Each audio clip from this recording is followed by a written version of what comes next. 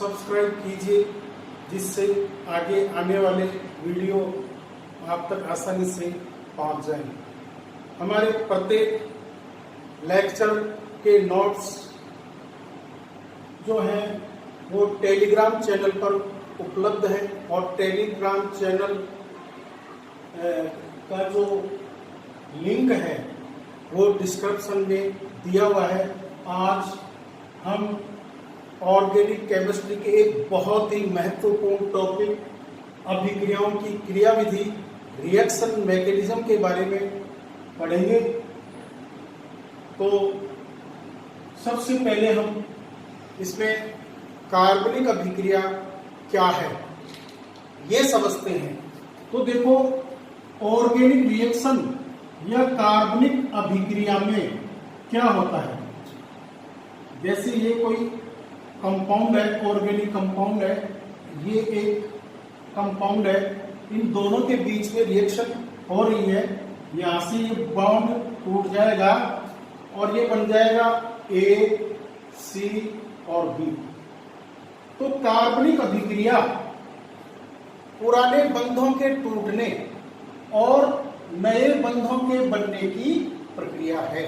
किसी भी कार्बनिक अभिक्रिया में पुराने बंध टूटेंगे और उनके स्थान पर नए बंध बनेंगे। अब हम अभिकारकों के प्रकार के बारे में पढ़ते हैं। अभिकारकों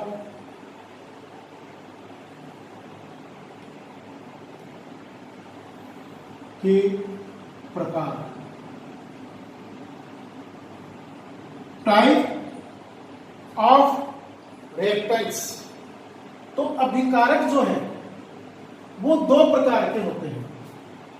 पहला जो है वो है सबस्ट्रेट। सबस्ट्रेट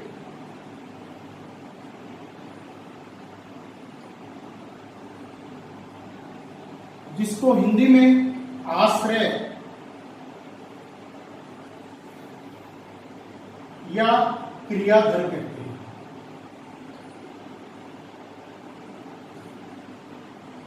दूसरा है अभिकर्मक।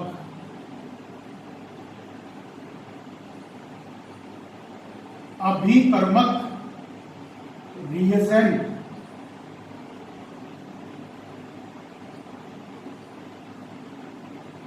अब देखो, अभिकर्मक क्या है। वह स्पीसीज जो किसी पर आक्रमण करता है, अटैक करता है, उसे अभिकर्मक कहते हैं। अर्थात आक्रमण करने वाले को अभिकर्मक रिएजेंट कहते हैं। और जिस पर आक्रमण करता है यह अभिकर्मक, उसको सबस्ट्रेट, आश्रय या क्रियाधर कहते हैं। अब हम कुछ उदाहरण लेते हैं कि किसे सबस्ट्रेट माने और किसे क्रियाधर माने। तो पहली स्थिति है वो क्या है, कार्बनिक यौगिक।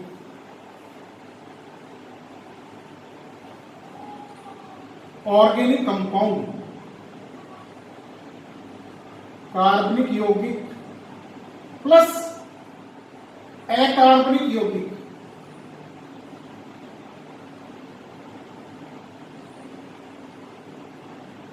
अकार्बनिक यौगिक, इनके बीच में क्रिया हो रही है और उत्पाद, प्रोडक्ट बन रहा है। क्रिया किसके बीच हो रही है, कार्बनिक अकार्बनिक यौगिक के बीच। ऑर्गेनिक और इनऑर्गेनिक कंपाउंड जो है क्रिया करके उत्पाद बना रहे हैं। जैसे हम एक एग्जांपल ले लेते हैं, CH3 CH2 Cl और इसकी क्रिया करवाते हैं KOH। जलीय एक्वस KOH। तो यहां पर क्या होगा, ये बंद टूटेगा यहां से और ये आयनिक कंपाउंड है। यहां से ये इस प्रकार से टूटेगा, आयनिक कंपाउंड है, पोलर है तो बहुत ज्यादा क्रियाशील है। तो क्रिया में क्या बनेगा, ये CH3 CH2 OH plus KCl। अब ये क्रिया किस प्रकार से हुई है, इसकी क्रिया विधि क्या है, ये चीजें हम आगे लेंगे। तो जहां जब अभिक्रिया कार्बनिक और अकार्बनिक के मध्य हो, तो जो अकार्बनिक कंपाउंड है, अकार्बनिक जो रिएक्टेंट है, उसे कहेंगे हम अभिकर्मक। ये अभिकर्मक होगा।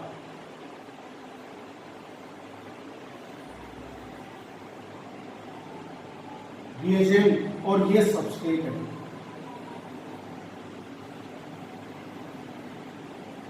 अब दूसरा केस लेते हैं। दूसरा केस ये ले रहे हैं कि अभिक्रिया में भाग लेने वाले दोनों ही कार्बनिक यौगिक हैं, दोनों ही ऑर्गेनिक कंपाउंड हैं। कार्बनिक यौगिक प्लस कार्बनिक यौगिक।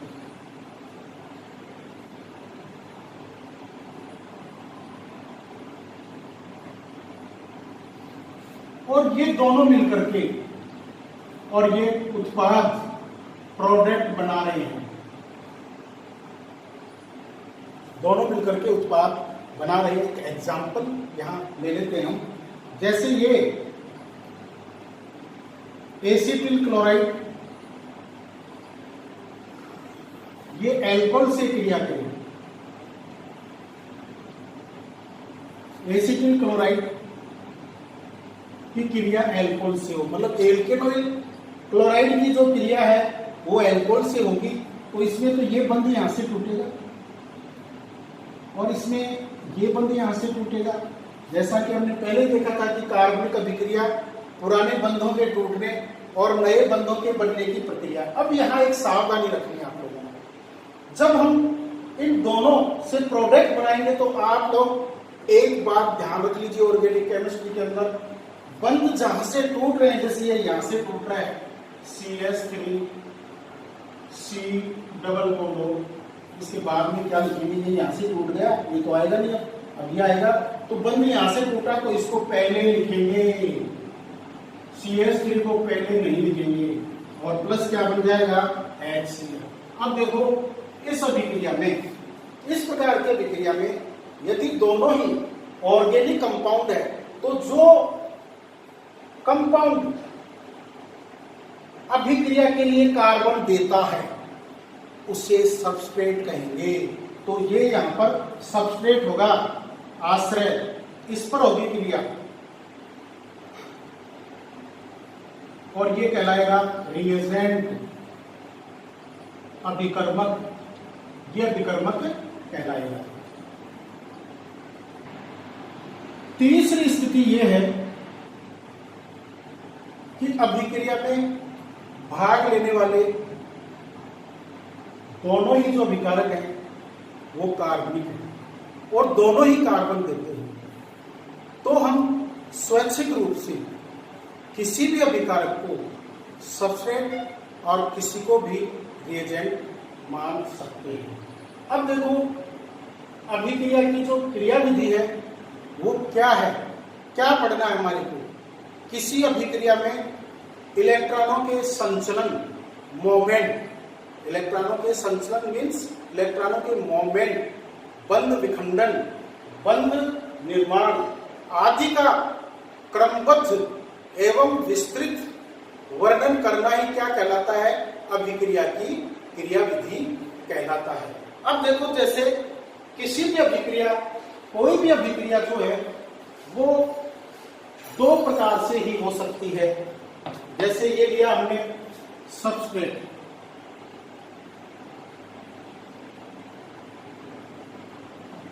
और प्लस ये लिया हमने अटेकी,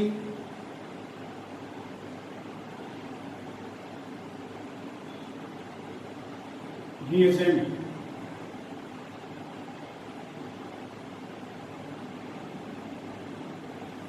तो होगा क्या,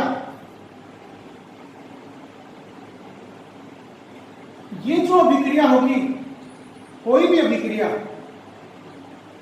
उसमें या तो ट्रांजिशन स्टेट बनेगी, संक्रमण अवस्था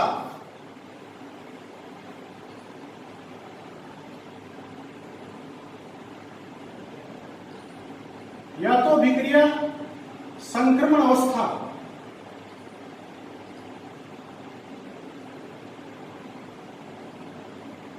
ट्रांजिशन स्टेट के द्वारा होगी, अर्थात ये जो रिएक्टेंट है ये क्रिया करके या तो संक्रमण अवस्था बनाएंगे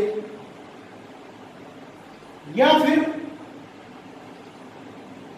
अभिक्रिया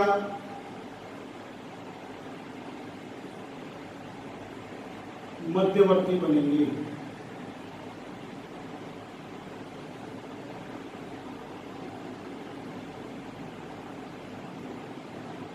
रिएक्शन इंटरमीडिएट,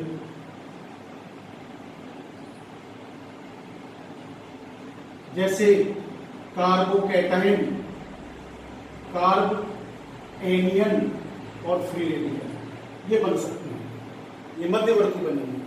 और फिर ये मध्यवर्ती आपस में क्रिया करके विभिन्न स्टेज में उत्पाद बनाएंगे या संक्रमण अवस्था टूट करके ब्रेक होकर के उत्पाद बनाएगी। कोई भी अभिक्रिया इन दो विधियों से ही हो सकती है, उत्पाद बन जाए। संक्रमण अवस्था, मध्यवर्ती, ये आगे आने वाले लेक्चर के अंदर आप लोग आसानी से पढ़ेंगे। अब देखिए, रिएक्शन मैकेनिज्म को समझने के लिए कुछ कंसेप्ट्स हैं, वो कंसेप्ट्स आप लोगों को ध्यान में रखनी है। कंसेप्ट्स, अभिक्रिया की क्रिया विधि को समझने के लिए कुछ कंसेप्ट्स हमारे को समझनी है। वो कंसेप्ट्स जो है, वो जो अभिधारणाएं हैं, हम एक एक करके पढ़ेंगे। पहला जो कंसेप्ट है वो है बंध विखंडन।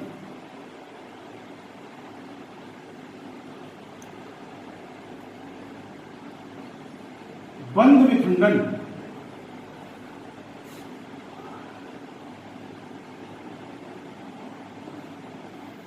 बंध विखंडन।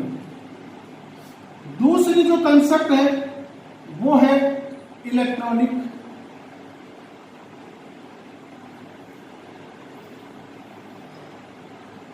विस्थापन। दूसरी कंसेप्ट जो है, रिएक्शन मैकेनिज्म को समझने के लिए, जैसा कि मैंने बताया, कुछ अभिधारणाएं हैं, कुछ कॉन्सेप्ट्स हैं, वो हमारे को एक एक करके समझनी है। जो कॉन्सेप्ट्स जो हैं वो ये हैं: बंध विखंडन, बॉन्ड फ्यूजन, इलेक्ट्रॉनिक विस्थापन। तीसरा है अभिक्रिया मध्यवर्ती, जो रिएक्शन इंटरमीडिएट, जो अभिक्रिया के बीच में बनेगी, जैसे कार्बोकैटायन, कार्ब एनायन आदि, और अभिकारकों की प्रकृति। ये सब किसी अभिक्रिया की क्रिया विधि का जो पथ है वो निर्धारित करते हैं। अब हम सबसे पहले बंध विखंडन के बारे में पढ़ेंगे। बंध विखंडन जो है वो दो प्रकार का होता है। बंध विखंडन के दो प्रकार कौन कौन से हैं? पहला जो प्रकार है बंध विखंडन का वो है समांश विखंडन।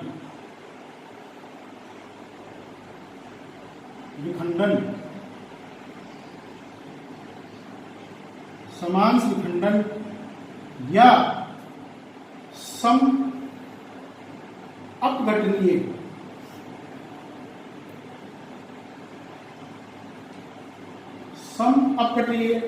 विदलन या सममित विखंडन।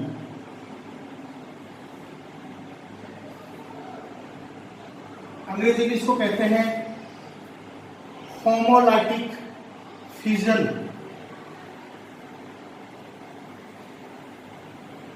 होमोलाइटिक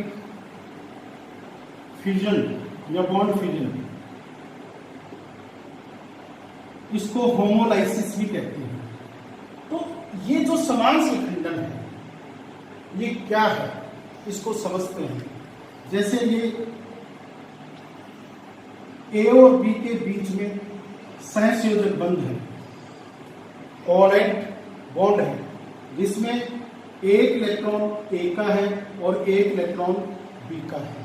यदि ये बंध इस प्रकार से टूटे कि बंध टूटने के पश्चात दोनों ही परमाणुओं पर एक एक इलेक्ट्रॉन स्थानांतरित हो जाए तो इसे कहते हैं बंध का समांश विखंडन। ये देखिए जैसे ए बी, इस प्रकार के विखंडन जिसको होमोलाइसिस भी बोलते हैं, होमोलाइसिस। इस प्रकार के विखंडन में जो मध्यवर्ती बनते हैं, जो इंटरमीडिएट बनते हैं, वो क्या होते हैं, बिल्कुल उदासीन होते हैं, न्यूट्रल, इन पर कोई चार्ज नहीं है, इन पर अयुग्मित इलेक्ट्रॉन है, ये अनपेयर्ड इलेक्ट्रॉन है, इनको कहते हैं मुक्त मूलक। ये मुक्त मूलक कहलाएगा, फ्री रेडिकल। ये भी क्या कहलाएगा, मुक्त मूलक।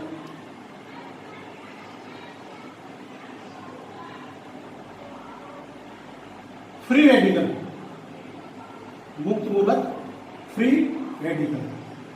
अब एक एग्जांपल ले लेते हैं हम यहां पर, और जैसे क्लोरीन क्लोरीन है तो दोनों क्लोरीन की विद्युत ऋणता बराबर है, इसलिए इसमें भी बंध का समांश विखंडन होगा। इसमें इस तरह से दर्शाएंगे इसको, इस समांश विखंडन को, और इसमें ये इलेक्ट्रॉन किस क्लोरीन पर, एक इलेक्ट्रॉन इस क्लोरीन पर, तो क्या होगा, ये क्लोरीन मुक्त मूलक बन जाएगा और ये भी क्लोरीन मुक्त मूलक बन जाएगा।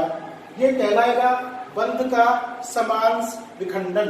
अब इस प्रकार का विखंडन हो, इस प्रकार के विखंडन के लिए अनुकूल परिस्थितियां या आवश्यक शर्त क्या है, देखो।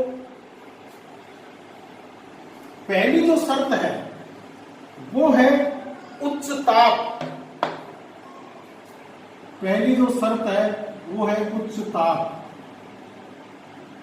इस प्रकार की अभिक्रियाएं, इस प्रकार से बंध का जो टूटना है वो या तो उच्च ताप पर होगा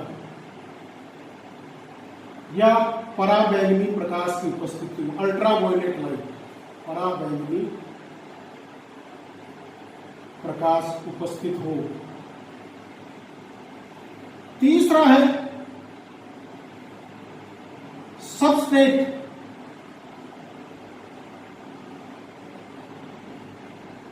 सबस्ट्रेट व रिएजेंट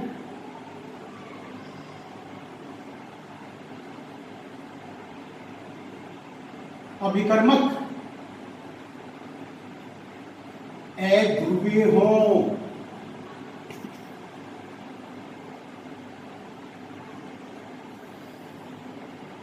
अर्थात नॉन पोलर हो। देखो ध्रुवीय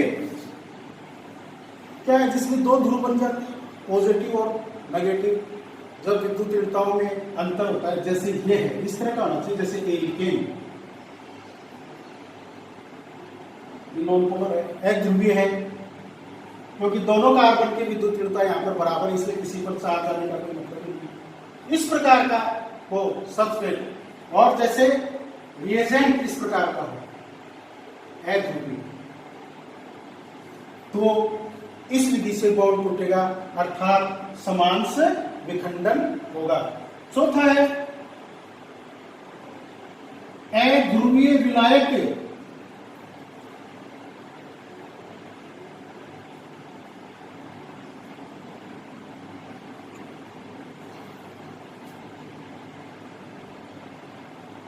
अध्रुवीय विलायक, विलायक बोलने वाला, अध्रुवीय इस तरह के जैसे CCl4, C6H6 बेंजीन, एसीटोन, ये सब क्या है, अध्रुवीय विलायक है। विलायक इस तरह का नहीं होना चाहिए जैसे जल, इस तरह के विलायक की उपस्थिति में इस प्रकार का बंध विखंडन नहीं होगा। ये तो पोलर है, ऑक्सीजन पर पार्शियल नेगेटिव चार्ज, हाइड्रोजन पर पार्शियल पॉजिटिव चार्ज। तो ये तो ध्रुवीय है, इस प्रकार का विलायक नहीं होना चाहिए। अगला जो है इसके लिए आवश्यक स्थिति वो है पराक्साइड उपस्थिति। पराक्साइड की उपस्थिति, पराक्साइड की उपस्थिति में बंध का विखंडन समान स्वरूप से होगा।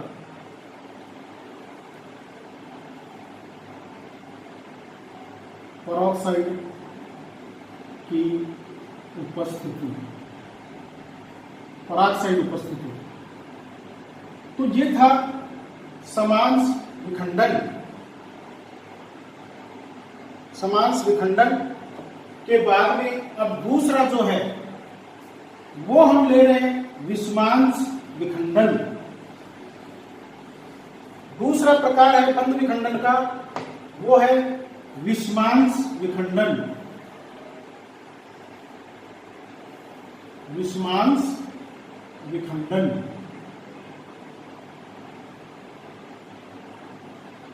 या विषम अपघटनीय विदलन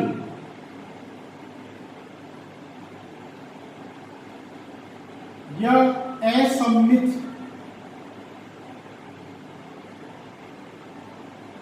विखंडन, इसको कहेंगे अंग्रेजी में हेट्रोलाइटिक, हेट्रोलाइटिक बॉन्ड फिजन या हेट्रोलाइसिस। अब देखिए इसमें कैसे होगा बंध का विखंडन, समझिए इस चीज को।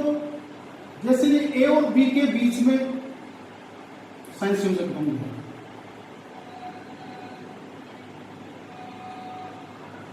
हेट्रोलाइसिस भी बोल सकते हैं इसको। तो यदि इनकी विद्युत ऋणता में अंतर है तो बंध के जो इलेक्ट्रॉन है वो इन दोनों में से किसी एक पर स्थानांतरित हो जाएंगे। जैसे बी की विद्युत ऋणता ज्यादा है तो बंध के दोनों इलेक्ट्रॉन बी पर चले जाएंगे और यहां पर बनेगा ए पॉजिटिव आयन और बी नेगेटिव आयन। और यदि ए की विद्युत ऋणता ज्यादा है, इलेक्ट्रोनेगेटिविटी, विद्युत ऋणता मीन्स इलेक्ट्रोनेगेटिविटी, तो ए पर क्या जाएगा नेगेटिव, बी पर क्या जाएगा पॉजिटिव आएगा। भाई बंध के दोनों इलेक्ट्रॉन चले गए इसके ऊपर, जो ए का इलेक्ट्रॉन था वो भी इस पर चला गया तो बी पर एक इलेक्ट्रॉन की वृद्धि होगी तो नेगेटिव चार्ज। यहां पर जो बी का इलेक्ट्रॉन है वो ए पर चला गया, ए का तो गया ही, इसलिए तो इस प्रकार के विखंडन में विपरीत आवेशित आयन्स बनते हैं। अब देखो कुछ एग्जाम्पल लेते हैं। एग्जाम्पल के तौर पर मैं ये ले रहा हूं CH3 CH2 Cl। अब बताओ इसमें बंध का विखंडन किस प्रकार से होगा। यहां देखिए क्लोरीन की विद्युत ऋणता ज्यादा है इसलिए बंध के दोनों इलेक्ट्रॉन क्लोरीन पर ट्रांसफर हो जाएंगे और बनेगा जो वो क्या कहलाएगा, यहां पर देखो CH3 CH2, इस पर धनावेश और ये क्लोराइड है। ये मेथिल क्लोराइड ले लिया, जैसे हमने क्लोरीन की विद्युत ऋणता इलेक्ट्रोनेगेटिविटी ज्यादा है, हेट्रोलाइसिस हो रहा है यहाँ पर और ये CH3 प्लस क्लोराइड है। यहाँ एक चीज आपको समझ लेनी चाहिए, आगे हम इसको बहुत डिटेल से लेंगे लेकिन अभी आ गया तो समझ लेना चाहिए आप लोगों को। ये यहाँ पर एक आयन बन रहा है जिसमें कार्बन परमाणु पर देखो धनावेश है, इसमें भी देखो, तो ऐसे आयन को हम कहते हैं कार्बोनियम आयन, कार्बोनियम आयन या कार्बोकैटायन या कार्ब धनायन। जैसे ये हो गया मेथिल कार्बोनियम आयन,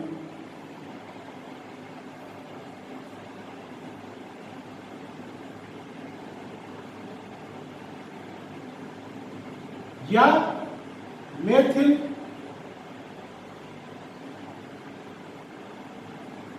कार्ब धनायन अंग्रेजी में से कहेंगे मिथाइल कार्बोकैटायन। तो याद कर लीजिए इस चीज को अच्छी तरह से।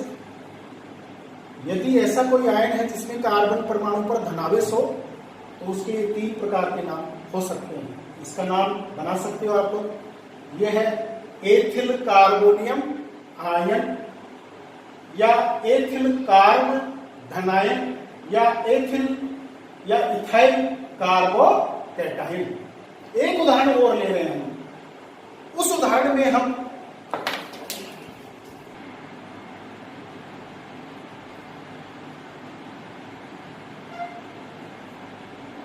देखिए इस प्रकार के यौगिक है जिसमें मैग्नीशियम डायरेक्ट कार्बन से जुड़ा हुआ है और मैग्नीशियम हैलोजन से भी जुड़ा हुआ है। इस तरह के यौगिक कहलाते हैं ग्रिग्नार्ड अभिकर्मक या ग्रिग्नार्ड रिएजेंट। तो मैग्नीशियम तो धातु है, मेटल है, ये अधातु है, तो मैग्नीशियम में तो इलेक्ट्रॉन देने की प्रवृत्ति है। यहाँ कार्बन की विद्युतीयता ज्यादा है, इसलिए बंध के दोनों इलेक्ट्रॉन कार्बन पर चले जाएंगे अपनी बात। तो ये यहां पर आ जाएगा CH3 पर नेगेटिव चार्ज और प्लस ये MgCl। अब देखिए यहां पर कार्बन पर नेगेटिव चार्ज है, उसमें कार्बन पर पॉजिटिव चार्ज था, धनावेश था। इसे कहते हैं कार्ब ऋणायन या कार्ब एनियन। तो ये क्या हो जाएगा इसका नाम? Methyl carb ऋणायन।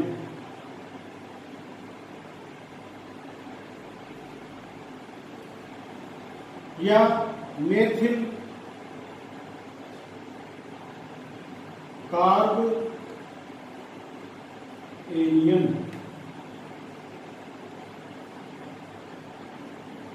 तो इस प्रकार से हमने 2 चीजें सीखी यहां पर। एक तो कार्बन पर धनावेश हो उसे तो कहते हैं, तो जिस आयन में कार्बन परमाणु पर धनावेश है उसके बारे में बताया, और जिसमें ऋणावेश हो उसके बारे में बताया। इनकी डिटेल हम आगे पढ़ेंगे। अब ये जो विस्मांस विखंडन है उसके लिए जो अनुकूल परिस्थितियां हैं वो कौन कौन सी हैं? निम्न ताप, कम ताप हो,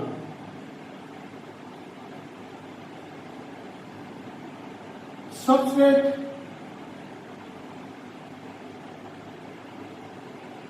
ध्रुवीय हो,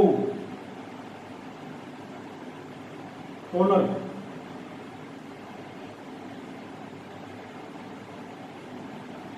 विलायक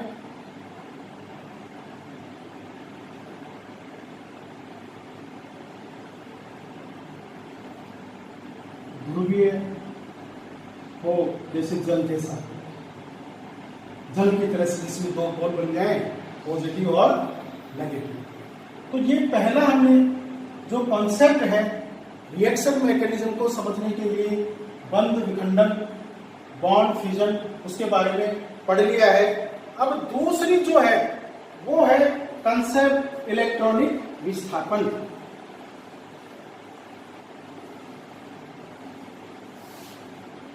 इलेक्ट्रॉनिक विस्थापन या इलेक्ट्रॉन का विस्थापन एक ही बात है।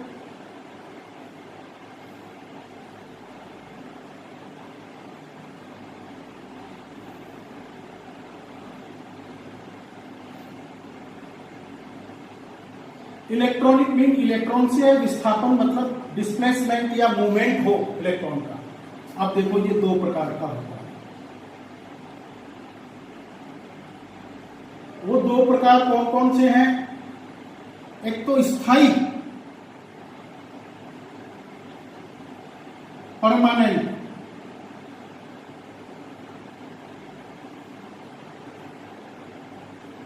और दूसरा अस्थायी,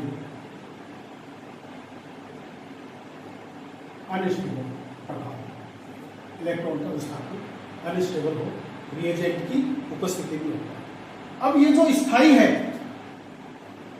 इलेक्ट्रॉनिक विस्थापन, इसमें प्रेरित प्रभाव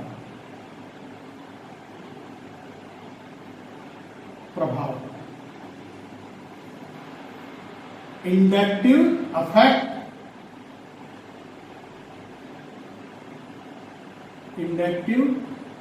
अफेक्ट, दूसरा आता है अनुनाद, रेजोनेंस,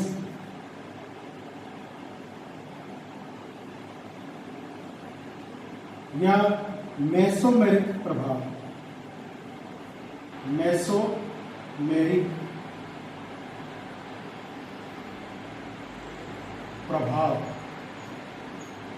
मेसोमेरिक अफेक्ट। तीसरा है अतिसंयुग्मन, हाइपर कंजक्शन,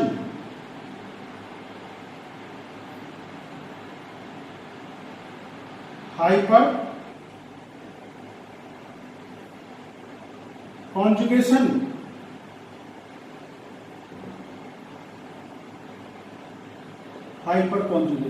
और जो अस्थायी प्रभाव है वो है इलेक्ट्रोमेरिक प्रभाव।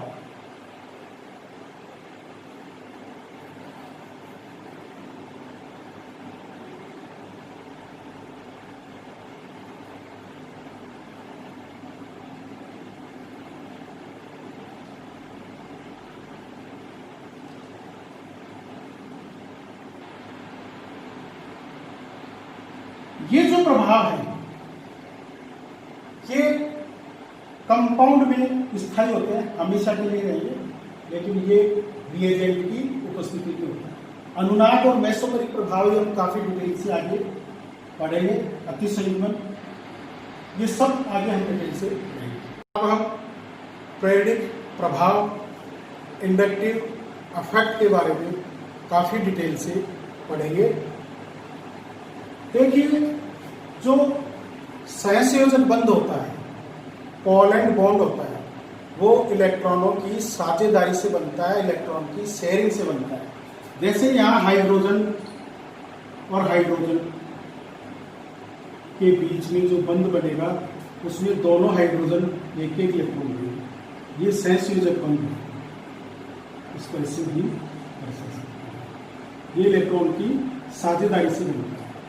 अब देखो, यदि बंध बनाने वाले परमाणुओं की विद्युत ऋणता, इलेक्ट्रोनेगेटिविटी समान है, जैसे इसमें हाइड्रोजन में, क्लोरीन में, इनमें, तो बंध का जो इलेक्ट्रॉन युग्म है, बंध इलेक्ट्रॉन युग्म, वह दोनों परमाणुओं के बिल्कुल मध्य में रहता है, जैसे इसमें क्लोरीन में। तो पहली बात तो क्या है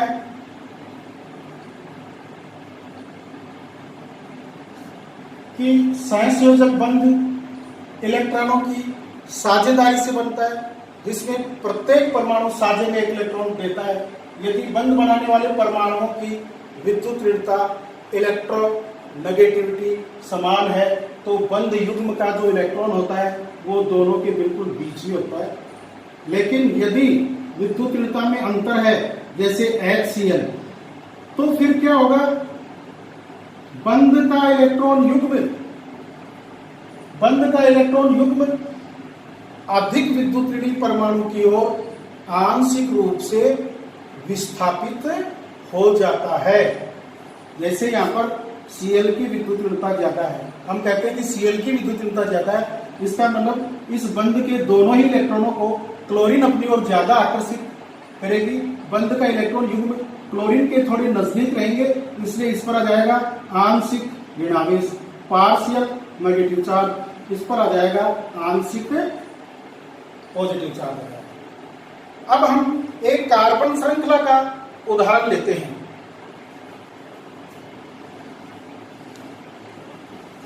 जैसे ये जो कार्बन श्रृंखला है, इसमें ये कार्बन जुड़े हुए हैं, सहसंयोजक बंध है, और यहां पर X कोई परमाणु या समूह जुड़ा हुआ है।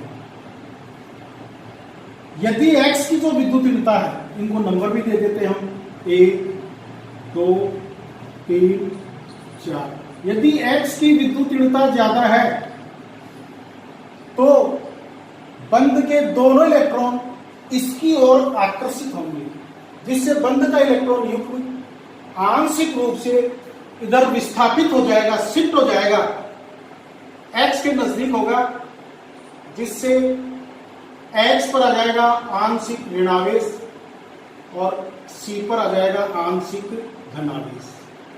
अब चूंकि ये इलेक्ट्रॉन डिफिशिएंट हो गया, इसलिए ये इलेक्ट्रॉन डिफिशियंसी की पूर्ति करने के लिए ये क्या होगा, C1 C2 के बंध के इलेक्ट्रॉनों को अपनी ओर खींचेगा, जिससे इस पर आंशिक धनावेश आ जाएगा। अब ये C3 C2 बंध के इलेक्ट्रॉनों को अपनी ओर खींचेगा, ये C2, इस पर आंशिक धनावेश आ जाएगा। अब यहां समझने की बात क्या है, ये जो आंशिक धनावेश है ये सबसे ज्यादा है, मतलब ये प्लस का आंशिक और फिर आंशिक का भी आंशिक ये और फिर इसका भी आंशिक ये। तो ये जो आवेश की मात्रा है, हम इस श्रृंखला में जैसे जैसे दूर बढ़ेंगे वैसे वैसे इस आवेश की मात्रा खत्म हो जाएगी, समाप्त हो जाएगी। और ये जो प्रभाव है 3 या 4 कार्बन परमाणु के बाद में ये प्रभाव नगण्य हो जाता है, तो ये कहलाता है प्रेरक प्रभाव। अब एक एग्जांपल और लेते हैं हम, जैसे CH3, जैसे ये है CH2 CH2 Cl, तो यहाँ Cl पर क्या आएगा, Cl इलेक्ट्रॉन आकर्षी समूह है, तो इस पर आ जाएगा आंशिक ऋणावेश, इस पर क्या जाएगा आंशिक धनावेश, इस पर क्या जाएगा आंशिक धनावेश, लेकिन इससे थोड़ा कम, इस पर क्या जाएगा आंशिक धनावेश, और सबसे कम धनावेश इसी पर होगा।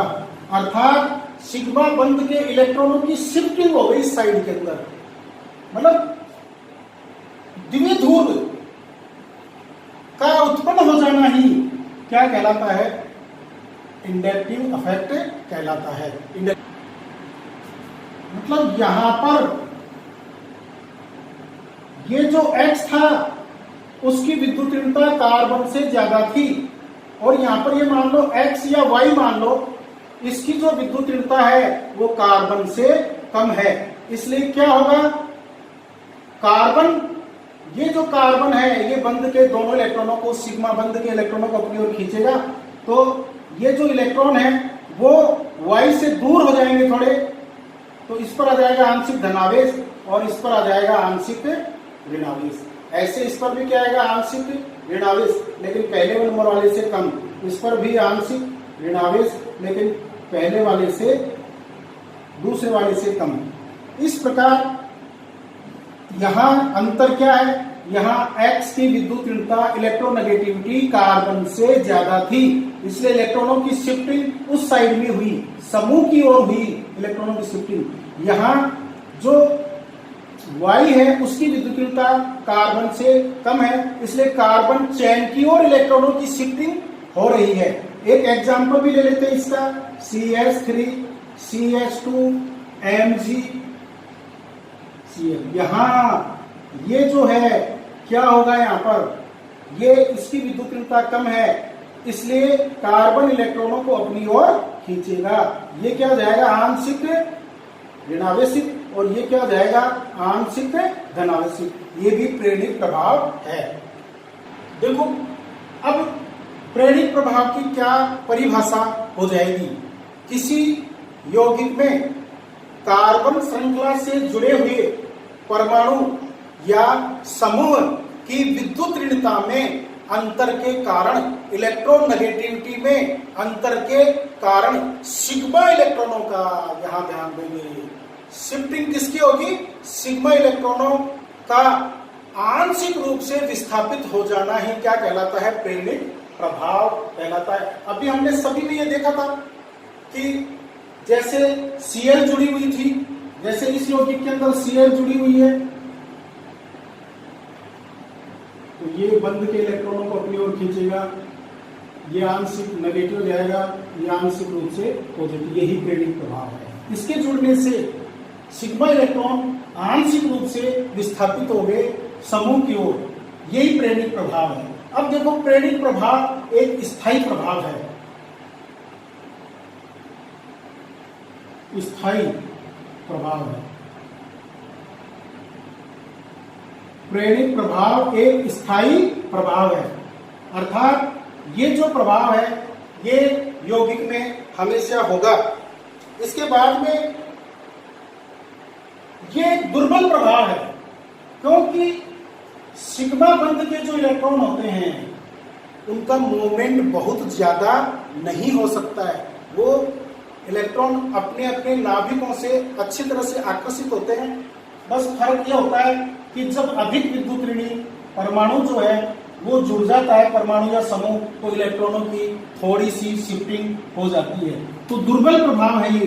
दूसरा है दुर्बल प्रभाव है।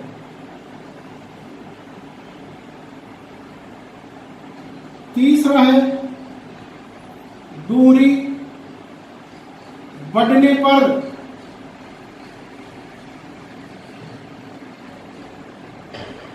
कम होता है। ये दूरी पर निर्भर करता है, ये बात भी नोट करने की है, दूरी पर भी निर्भर करता है। इसके बाद में जो हम अनुनाद प्रभाव या रेजोनेंस प्रभाव या मेसोमेरिक प्रभाव पढ़ेंगे वो दूरी पर निर्भर नहीं करता है। स्थायी प्रभाव है, दुर्बल है, क्योंकि सिग्मा इलेक्ट्रॉनों का प्रभाव है, सिग्मा इलेक्ट्रॉनों की शिफ्टिंग इसमें दुर्बल है। दूरी बढ़ने पर क्या होता है, कम होता है, और 3 या 4 कार्बन परमाणुओं के बाद में यह प्रभाव नगण्य हो जाता है। चौथा, इसमें इलेक्ट्रॉन अपना ऑर्बिटल नहीं छोड़ते हैं।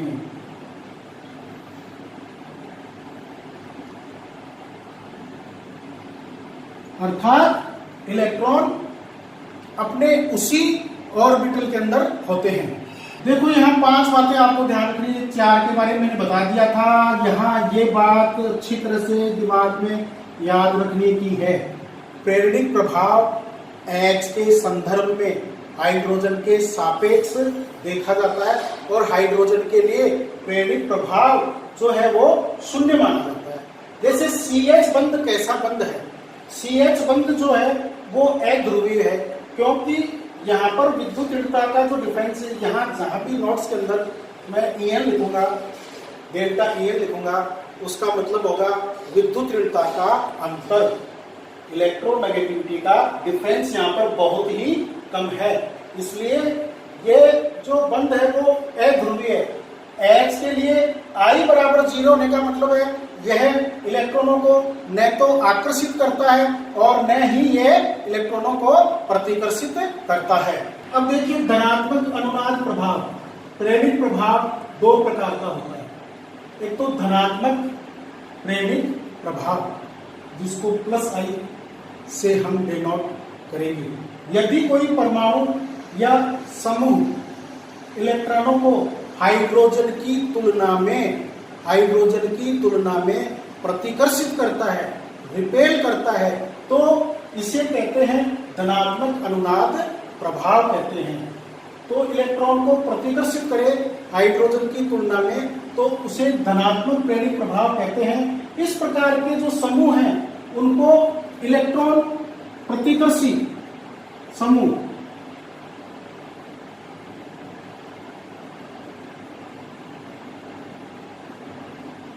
इलेक्ट्रॉन रिपेलिंग समूह, इलेक्ट्रॉन दाता समूह,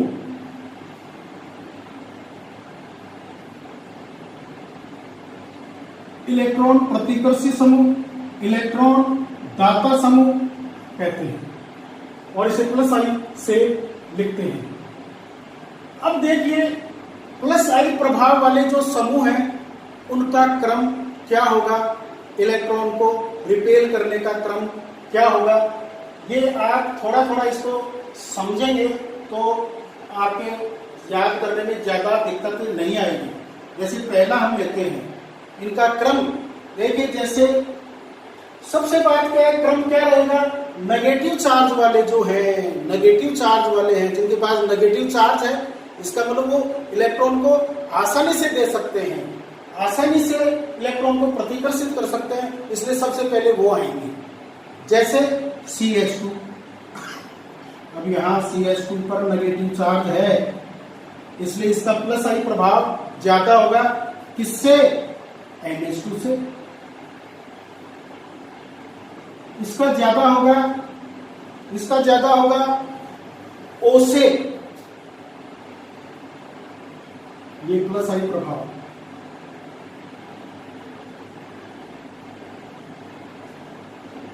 और ये ज्यादा होगा, अब देखिए समझिए, देखो इलेक्ट्रॉन को रिलीज कौन करेगा आसानी से, इलेक्ट्रॉन धनी हो जो, ये सब इलेक्ट्रॉन धनी है, नेगेटिव चार्ज है सबके ऊपर। फिर मैंने इसको सबसे ज्यादा क्यों लिखा है, क्योंकि इलेक्ट्रॉन रिलीज करने की जो प्रवृत्ति है, इलेक्ट्रॉन डोनेट करने की जो प्रवृत्ति है, इलेक्ट्रॉन देने की जो प्रवृत्ति है, वो विद्युतीयता पर निर्भर करती है।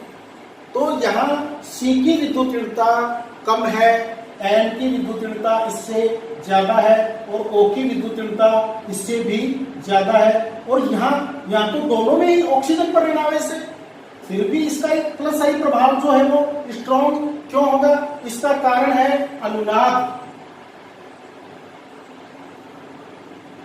अनुनाद के कारण, हम आगे वाले टॉपिक में लेंगे अनुनाद के कारण ये जो नेगेटिव चार्ज है, ये यहाँ पर डीलोकेलाइज है, इसका डीलोकेलाइजेशन होता है, ये यहाँ भी आ सकता है और यहाँ भी आ सकता है। इसलिए सबसे ज्यादा प्लस आई प्रभाव CH2 का है, कार्बन की विद्युतीयता कम होने के कारण, नाइट्रोजन की इससे थोड़ी ज्यादा होने के कारण इसका प्लस आई प्रभाव कम है, O का और भी कम है, और इसका और भी कम है अनुनाद के कारण। अब देखिए यहाँ पर एल्किल समूह, सभी एल्किल समूह प्लस आई प्रभाव वाले होते हैं।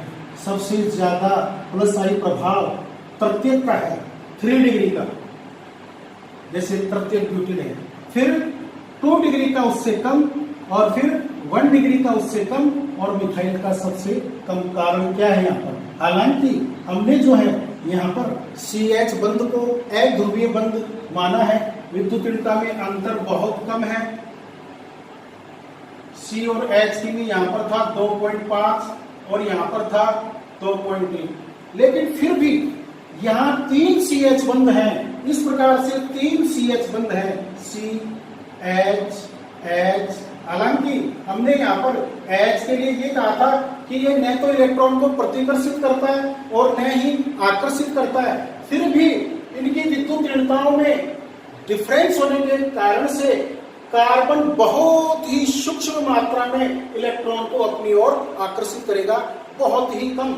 इसलिए यहाँ पर ये 3 है, ये देखो C पर 3 H जुड़े हुए हैं, तो ये तीनों मिल करके इनकी प्रवृत्ति क्या होगी, इलेक्ट्रॉन को धकेलने की, अर्थात CH3 बंध के इलेक्ट्रॉनों को अपने से दूर धकेलेगा, प्रतिकर्षित करेगा, सिग्मा बंध के इलेक्ट्रॉनों को। ऐसे यहाँ पर भी CH3 है, C से 3 H जुड़ी हुई है, हालांकि H के लिए I बराबर 0 माना था, लेकिन वास्तव में प्रैक्टिकली यदि हम देखें तो CH3 का प्लस आई प्रभाव होगा, क्योंकि ये बंध वैसे नॉन पोलर है, लेकिन कार्बन की जो इलेक्ट्रोनेगेटिविटी है वो हाइड्रोजन से स्लाइटली ज्यादा होने के कारण से कार्बन बंध के इलेक्ट्रॉनों को बहुत सूक्ष्म मात्रा में अपनी ओर खींचेगा। तो यहाँ पर 3 समूहों के कारण से इस कार्बन पर इलेक्ट्रॉन आ रहे हैं, कार्बन की ओर इलेक्ट्रॉन, सिग्मा बंध के इलेक्ट्रॉन शिफ्ट हो रहे हैं। तो यहाँ 3 के कारण से, यहाँ 2 के कारण से, यहाँ केवल 1 के कारण से, और ये मेथिल का जो प्लस आई प्रभाव है वो सबसे कम है। देखिए प्लस आई प्रभाव का क्रम, हाइड्रोजन की ये 3 समस्थानिक हैं, ट्राइटियम, ड्यूटेरियम और हाइड्रोजन। तो इनमें से ये देखो ट्रिटियम जो होता है वो होता है 1H3, ड्यूटेरियम जो होता है वो होता है 1H2, और ये जो होता है हाइड्रोजन वो होता है 1H1। यहाँ देखिए इसमें जो इसका परमाणु क्रमांक तो सबका एक ही है, लेकिन यहाँ द्रव्यमान संख्या इसकी 3 है, इसका मतलब इसमें 2 न्यूट्रॉन और 1 प्रोटॉन है। तो सबसे भारी यह है, ये जो टी है, ट्रीटियम जो है, तो भारी होगा तो क्या होगा, इसकी मोशन करने की प्रवृत्ति, वाइब्रेशन की प्रवृत्ति क्या है, क्योंकि बॉन्ड जो होता है वो वाइब्रेट होता है, तो भारी होने के कारण से इसमें वाइब्रेशन कम होगा, बॉन्ड लेंथ ज्यादा नहीं बढ़ पाएगी, इसलिए इसकी जो रिलीजिंग प्रवृत्ति है, डोनेटिंग प्रवृत्ति है, वो डी से ज्यादा होगी, और डी की ज्यादा होगी किससे, एच से। अब देखो यहाँ पर भी वही बात आएगी, Ct3 में वही बॉन्ड लेंथ वाली बात आएगी। यहाँ पर ये भारी होने के कारण से वाइब्रेशन कम होगा, इसलिए डोनेशन, इलेक्ट्रॉन को रिलीज करने की प्रवृत्ति इसमें ज्यादा होगी, कंपेरेटिव रूप से इनमें ज्यादा होगी। तो ये था हाइड्रोजन के समस्थानिकों का प्रभाव। अब देखिए, एल्किल समूह की साइज यदि बढ़ती है तो प्लस आई प्रभाव बढ़ेगा। जैसे यहाँ एन ब्यूटिल का सबसे ज्यादा होगा प्लस आई प्रभाव, प्रोपिल से, प्रोपिल का ज्यादा होगा एथिल से। शाखित का प्रभाव, शाखित जो श्रृंखला, जैसे इसमें ये शाखित है और ये अशाखित है, तो शाखित का जो प्लस आई प्रभाव होता है वो अशाखित से अधिक होता है। इसके बाद में हम ले रहे हैं ऋणात्मक प्रेरणिक प्रभाव। ऋणात्मक प्रेरणिक प्रभाव माइनस आई प्रभाव, ऋणात्मक प्रेरणिक प्रभाव। देखो, यदि कोई परमाणु या समूह सिग्मा बंध के इलेक्ट्रॉनों को साझे के इलेक्ट्रॉनों को हाइड्रोजन की तुलना में आकर्षित करता है तो इसे कहते हैं ऋणात्मक प्रेरणिक प्रभाव। इस प्रभाव में क्या होगा, जैसे यहां पर मान लो Cl जुड़ी हुई है, तो ये अधिक आकर्षित करने वाला समूह है, इसकी विद्युतीयता ज्यादा है, इसलिए क्या होगा, सिग्मा बंध के जो इलेक्ट्रॉन है वो थोड़े से इधर शिफ्ट हो जाएंगे और इस पर क्या जाएगा, आंशिक ऋणावेश। तो देखो इसमें क्या हुआ, जो समूह है वो आंशिक रूप से ऋणावेशित हो गया है, इसीलिए इसको माइनस आई प्रभाव कहा गया है। समूह या परमाणु आंशिक ऋणावेशित हो जाता है, इसीलिए इसको माइनस आई प्रभाव कहा जाता है, और श्रृंखला जो है वो इलेक्ट्रॉन न्यून हो जाती है। उसको प्लस आई क्यों कहा गया था, जैसे ये MgCl, तो ये क्या होगा, यहाँ पर ये इसकी विद्युतीयता कम है, इसलिए ये खुद पार्शियल पॉजिटिव होगा और ये पार्शियल नेगेटिव होगा। तो यहाँ पर देखो क्या हुआ, यहाँ पर ये जो समूह है वो धनावेशित हो गया है पार्शियल रूप से, इसलिए इसे प्लस आई प्रभाव कहा गया है। तो ध्यान रखना, हम प्रेरणिक प्रभाव की जो कंसेप्ट जो है वो सिग्मा बंध पर ही लगाएंगे। सिग्मा बंध के इलेक्ट्रॉन थोड़े से शिफ्ट हो जाते हैं, या तो समूह की ओर या समूह से दूर की ओर शिफ्ट हो जाता है, इसे हम प्रेरणिक प्रभाव कहते हैं। और दो प्रकार हो गए इसके, माइनस आई और प्लस आई प्रभाव। माइनस आई प्रभाव दर्शाने वाले समूहों को कहते हैं इलेक्ट्रॉन आकर्षी समूह, इलेक्ट्रॉन आकर्षी समूह। इलेक्ट्रॉन विड्राविंग ग्रुप, इलेक्ट्रॉन विड्राविंग ग्रुप इनको कहते हैं। अब देखो, माइनस आई प्रभाव वाले जो समूह हैं उनका क्रम क्या होगा, उनका क्रम अब हम पढ़ेंगे। माइनस आई प्रभाव का क्रम देखिए, माइनस आई का मतलब है इलेक्ट्रॉन, सिग्मा इलेक्ट्रॉन की शिफ्टिंग, पार्शियल शिफ्टिंग किधर होगी, समूह की ओर होगी। तो जिसपे धनावेश होगा उसकी इलेक्ट्रॉन को अट्रैक्ट करने की जो शक्ति है वो क्या होगी, ज्यादा होगी। इसलिए देखो, सबसे पहले आएंगे धनावेशी, फिर उदासीन आएंगे। तो यहाँ पर हम ये देख रहे हैं कि प्लस आई प्रभाव के हिसाब से ये जो क्रम यहाँ पर लिखा है, ये क्रम और यहाँ पर ये क्रम देखिए, थोड़ा समझिए। ओ आर में आर का प्लस आई प्रभाव है और ओ एच में इनका प्लस आई प्रभाव नहीं है, तो ये प्लस आर के कारण से यहां पर इलेक्ट्रॉन को रिपेल करके ऑक्सीजन की ओर भेजेंगे, जिससे ऑक्सीजन पर जो ये धनावेश है वो कम हो जाना चाहिए, ऑक्सीजन पर धनावेश कम हो जाना चाहिए, अर्थात इसकी इलेक्ट्रॉन जो न्यूनता है वो कम हो जानी चाहिए। इसकी जो इलेक्ट्रॉन न्यूनता है उस हिसाब से यहाँ धनावेश की मात्रा कम हो जानी चाहिए और इसकी इलेक्ट्रॉन आकर्षित करने की क्षमता इससे कम होनी चाहिए। लेकिन देखो यहाँ पर क्या लिखा है, इसको ज्यादा दिखाया गया है। इसका कारण क्या है, ये बड़े समूह है और बड़े समूह और ऑक्सीजन बहुत छोटा परमाणु है, तो यहाँ इनको स्थान देने के लिए ये स्टेबल हो, इसके लिए इनके बीच में क्या होगा, तीव्र प्रतिकर्षण होगा आर आर के बीच में, जिससे बॉन्ड एंगल बढ़ जाएगा और बॉन्ड एंगल बढ़ने से एस करैक्टर बढ़ जाएगा। समझिए अच्छी तरह से आप लोग यहां पर देखिए, एस पी संकरण में बॉन्ड एंगल कितना होता है 180 डिग्री, sp2 में कितना होता है 120 डिग्री और sp में कितना होता है, sp3 में कितना होता है 109 डिग्री 28 मिनट। अब यहाँ पर एस करैक्टर, एस लक्षण इसमें ज्यादा है क्योंकि दो कक्षक है और दो मिलकर के एक बना रहे हैं, तो दो कक्षक बना रहे हैं, दोनों मिलकर के दो कक्षक बना रहे हैं, इसलिए दोनों में 50-50% जुड़ जाएगा।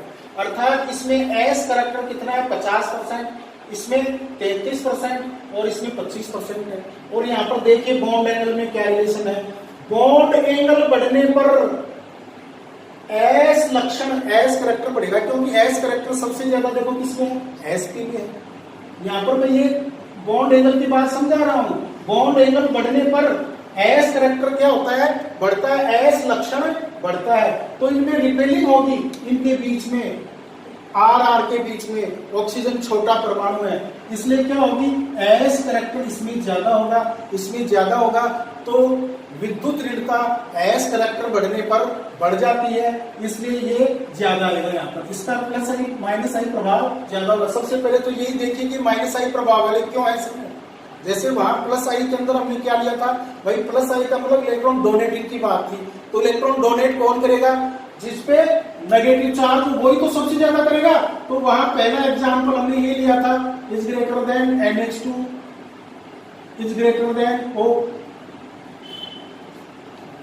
ऋणावेश वालों को लिया था। फिर उदासीन को यहाँ पर ये धनावेश जो होंगे, एक आपको यहाँ अपवाद दिखाई दे रहा होगा एक्सेप्शन, यहाँ भी वही बात है, नाइट्रोजन का आकार बहुत सूक्ष्म है और इस पर 3 बड़े समूह हैं, तो इनके मध्य क्या होगा, प्रतिकर्षण होगा, प्रतिकर्षण से क्या होगा, बंद बॉन्ड एंगल, बंद बॉन्ड बढ़ जाएगा, जिससे एस करैक्टर बंद में एस लक्षण बढ़ जाएगा और इससे इसका जो माइनस आई प्रभाव है वो इससे ज्यादा होगा।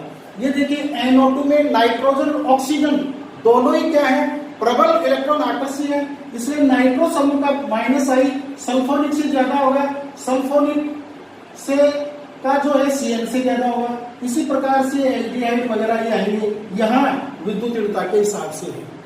विद्युत ऋणता F की सबसे ज्यादा होती है, तो F की सबसे ज्यादा होती है विद्युत ऋणता, तो इसका माइनस आई प्रभाव सबसे ज्यादा होगा, आई का कम होगा। यहाँ पर देखिए वही बात आएगी, OR का माइनस आई OH से ज्यादा होगा। यहाँ समझिए आप लोग, यहाँ इसको ज्यादा क्यों दिखाया गया है, कार्बन तो इसमें भी है, इसमें भी है और इससे भी ज्यादा दिखाया गया है, यहाँ पर NH2 से भी ज्यादा दिखाया गया है। मतलब विद्युत ऋणता, कार्बन की विद्युत ऋणता, इलेक्ट्रोनेगेटिविटी जो है वो संकरण हाइब्रिडाइजेशन पर निर्भर करती है। sp3 संकरित कार्बन की विद्युत ऋणता होती है 2.5 sp3 की, sp2 संकरित कार्बन की विद्युत ऋणता होती है 2.75 और sp संकरित, यहाँ पर संकरण कैसा है, sp है, sp संकरण, तो इसकी विद्युत ऋणता 3.25 है। तो इलेक्ट्रॉन खींचने की जो शक्ति है वो इसमें ज्यादा होगी, नाइट्रोजन में थोड़ी होगी। नाइट्रोजन की तो विद्युत ऋणता इलेक्ट्रोनेगेटिविटी 3 ही है। यहाँ पर जो है इसका जो माइनस आई प्रभाव है, इसका माइनस आई होगा, क्योंकि यहाँ पर 6 sp2 संकरित कक्षक है। sp2 संकरित कक्षक की विद्युतीयता कितनी होती है? 2.75। और ये वाइनिल है, ये फेनिल ग्रुप है, तो वाइनिल से ज्यादा किसकी होगी? फेनिल की, क्योंकि यहाँ पर 6 sp2 संकरित कार्बन परमाणु है। तो मैं आपको ये बता रहा हूँ प्लस आई और माइनस आई में सबसे पहले प्लस आई के अंदर जिन पर ऋणावेश होगा उनका प्लस आई प्रभाव सबसे ज्यादा, फिर उदासीन वाले एल्किल समूह पे। यहाँ पर जिन पर धनावेश होगा, इलेक्ट्रॉन की कमी होगी, तभी तो इलेक्ट्रॉनों को खींचेगा। तो ये क्रम इस प्रकार से आ रहा है। अब देखो एक अणु के अंदर प्लस आई और माइनस आई दोनों होते हैं, वो देखिए आप।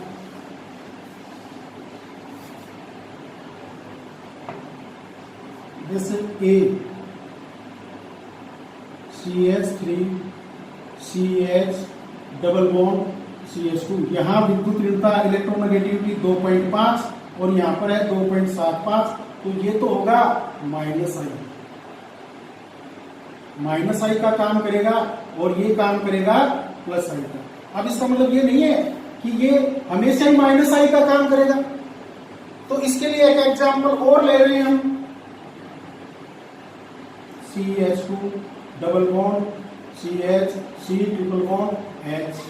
अब यहाँ पर देखिए आप लोग, यहाँ इस कार्बन की विद्युत ऋणता 3.25 है और इसकी 2.75 है, तो विद्युत ऋणता इसकी ज्यादा है, तो इसका माइनस आई प्रभाव ज्यादा होगा। ये माइनस आई का काम करेगा और ये प्लस आई का। तो आप ये रखने की जरूरत नहीं है आप लोगों को कि हम ये देख लें कि ये जो वाइनिल ग्रुप है, विनाइल ग्रुप है, ये हमेशा ही माइनस आई होगा। नहीं, हम ये देखेंगे कि इसके साथ में कौन सा जुड़ा हुआ है।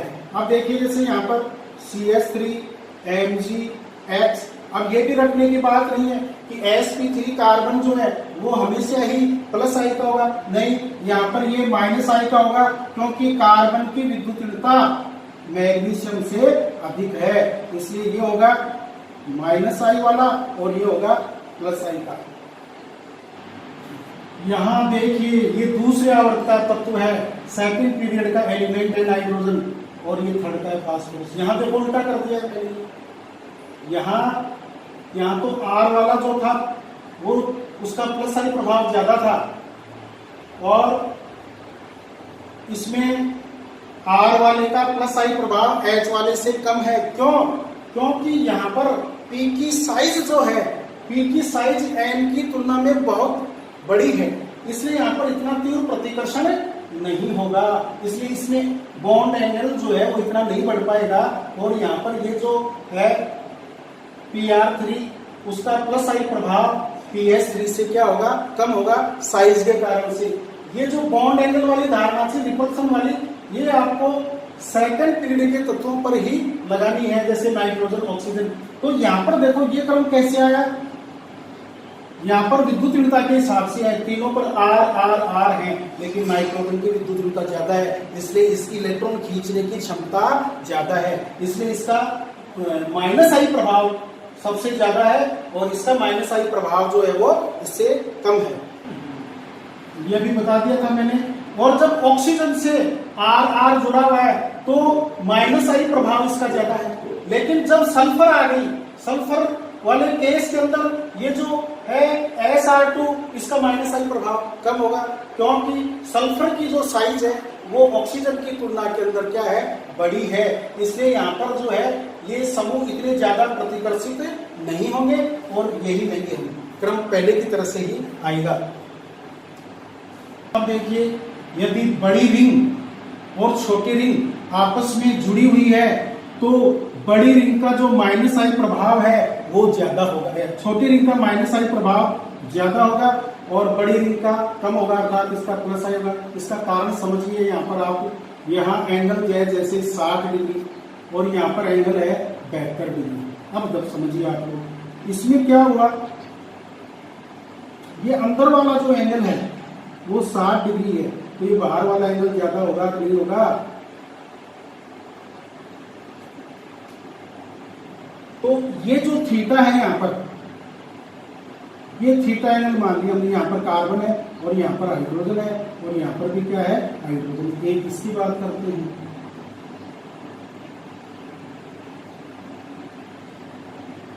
यहाँ थीटा, यहाँ थीटा 1 मान लो, यहाँ थीटा 2 मान लो।